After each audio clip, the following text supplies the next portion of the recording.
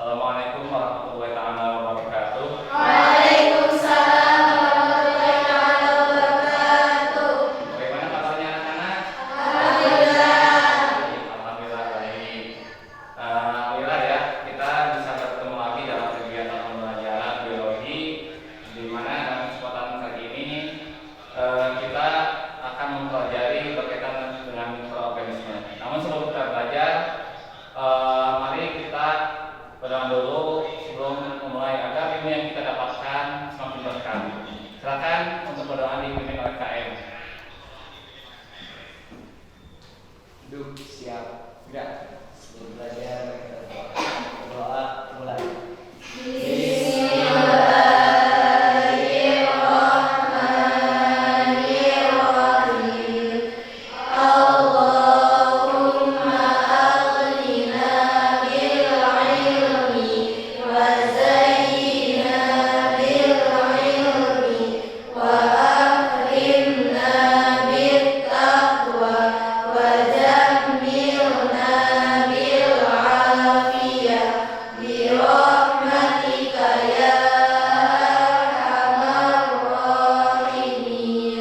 Berdoa selesai. Assalamualaikum warahmatullahi wabarakatuh. Waalaikumsalam warahmatullahi taala wabarakatuh. Oke, anak-anak, kemarin kita sebelumnya pertama belajar berbagai macam hal. Namun saya akan mengajak dulu ataupun mengajak dulu kehadiran dari kalian. Mulai dari Siti Kamila, Silvi, ya, Alhamdulillah, berarti semuanya sudah hadir semuanya. Mudah-mudahan kita bisa melaksanakan pembelajaran hari ini dalam keadaan sehat walafiat serta tidak ada kendala apapun.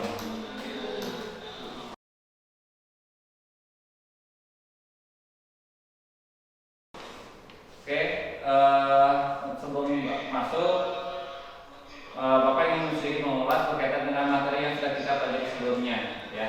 Khususnya berkaitan dengan makhluk hidup atau yang paling fokusnya kepada sel. Masih ingat tentang sel? Masih. Kira-kira sel itu apa definisinya?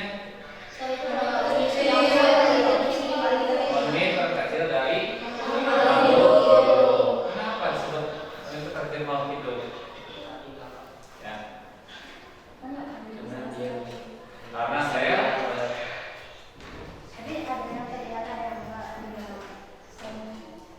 sel mampu melaksanakan aktivitas hidup. Ya, apa ya aktivitas hidup? Bernapas, bergerak, berkembang biak, makan. Nah, itu kenapa disebut sel sebagai unit terkecil makhluk hidup. Ya. Jadi tidak mungkin disebut makhluk hidup kalau dia tidak punya ciri-ciri makhluk hidup. Kemudian di sini Bapak meminta kepada kalian karena kita akan mempelajari terkait dengan virus dan jamur. Nah, coba satu orang Bapak minta untuk membacakan tujuan pembelajaran yang ada di depan. Mungkin Devi bisa membacakan tujuan pembelajaran. Silakan.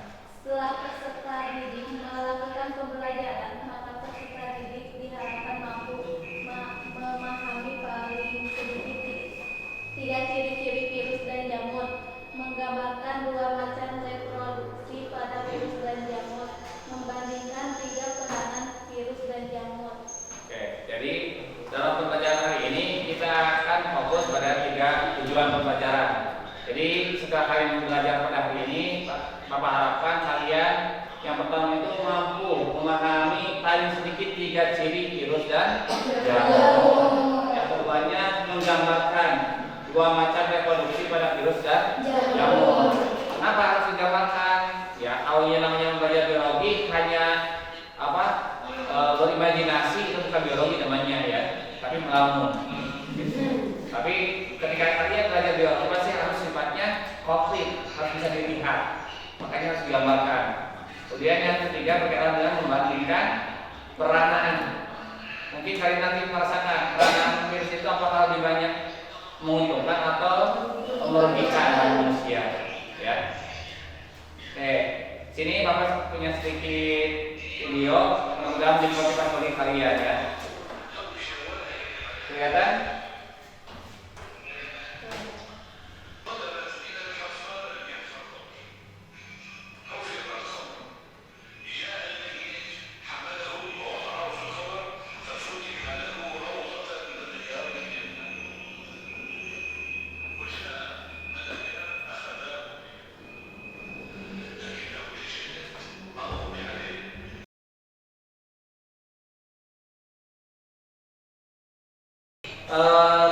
Bapak akan membagikan data PD buat kalian dengan cara kalian membentuk dulu kelompok. Nah, jadi satu kelompoknya itu karena di sini ada 14 orang, nanti ada yang 4 orang, ada juga yang 3 orang. Nah, untuk memudahkan pembagian kelompoknya, nanti kalian berhitung 1 sampai 4, ya. Misalnya 1, 2, 3, 4. 1, 2, 3, 4. Nanti setiap orang yang menyebutkan nomor 1, maka bergumul lagi dengan nomor 1. Yang nomor 2 nanti bergumul lagi dengan nomor 2. Gitu. Bisa dipahami? Bisa. Ya. Oke, sekarang kalian berhitungnya sampai 3 saja, karena ya. Oh, dari sini juga sama, ya. Silakan berhitung. 1, 2, 3, 4. 1 lagi. 1, 2, 3, 1. 2, 3, 1. Kalian mengumpul sesuai dengan kelompok masing-masing. Yang 1 dengan nomor 1, yang 2 nomor 2, yang nomor 3 dengan nomor 3. Biar kalian juga tidak sungkan dengan teman-teman yang memang masih baru, ya. Silakan. Oh, silakan. Ya, kita kelompok 1 di sini. Ini kelompok 1. Kelompok 2. Kelompok 3. Nih. Ya. Tidak.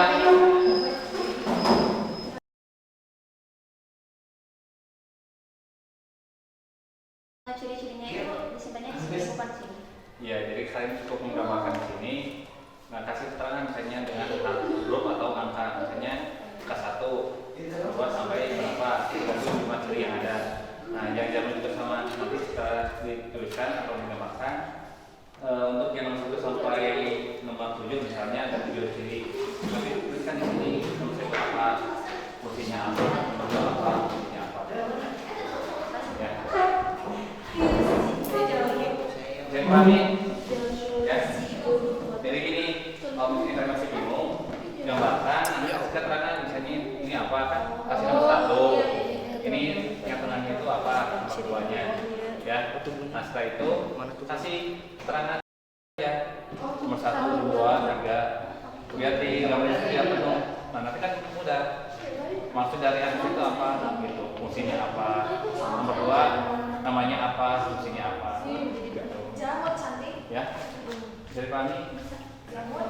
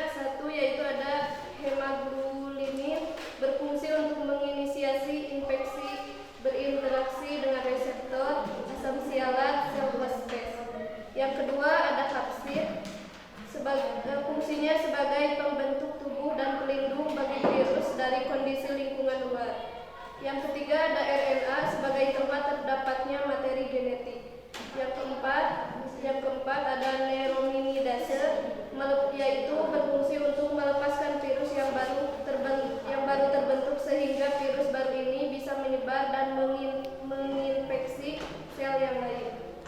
Bagaimana yang lainnya? Ada tanggapan dari apa yang sudah disampaikan oleh teman kalian? Tanggapan seperti pertanyaan gitu Pak. Yang mau pertanyaan ataupun mungkin menambahkan mengenai ciri-ciri lainnya yang memang mungkin belum tersampaikan oleh teman. Oke. Ya. Di sini saya mau bertanya, kan dari gambar tersebut ada yang tulisannya S2 gitu. Ada nggak? Kalian menjelaskan nggak yang satu dan yang keduanya gitu? Enggak. Oh, kenapa? Simpulan. Mungkin karena awalnya Bisa jadi. Kalau kita belum menjelaskan, mungkin kelompok kalian boleh lebih menjelaskan. Ya saya kita itu yang kurang ngerti. Ya, enggak. Ya. Oke. Jadi intinya ada satu ciri, mungkin ada ciri yang modal internet itu kan sangat banyak ya. Ciri-cirinya yang paling umum rata-rata yang pertama adalah kapsid ya. Kapsid itu fungsinya itu kapan? Ya. Pembentuk tubuh dan Membentuk tubuh atau rangkanya ya. Bahkan kayak punya mobil, kalau mobilnya tidak ada rangkanya, kira-kira apa yang terjadi? Ya. Mungkin ketika berjalan hujan mati ya. Gitu. Nah itu fungsi dari kapsid. Ataupun seperti rumah kita. Ini bangunan ini pasti adalah kapsidnya. Nah, sedangkan di sini adalah tadi apa? DNA, ya.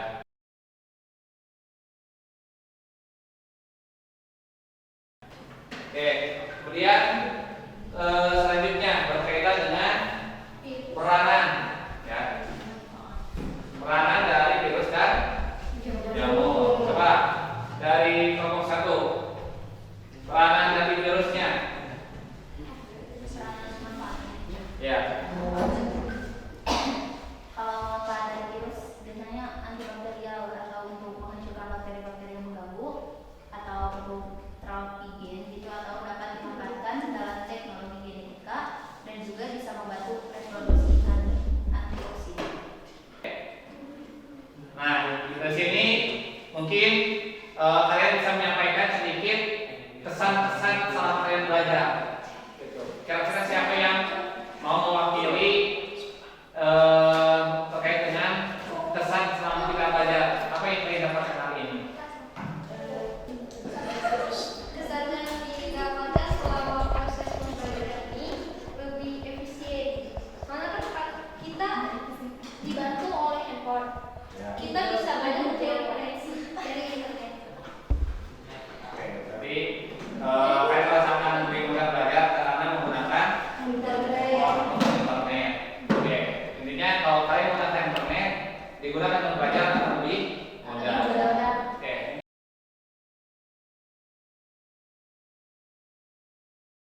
Makanya pentingnya kita mempelajari virus ataupun mikroorganisme ini untuk apa? Mengetahui bagaimana cara hidup makhluk hidup. Maksudnya ditingkatkan mikroorganisme. Oke. Mungkin itu saja untuk minggu depan. Kita akan mempelajari terkait dengan faktor-faktor yang mempengaruhi pertumbuhan dan perkembangan. Ya.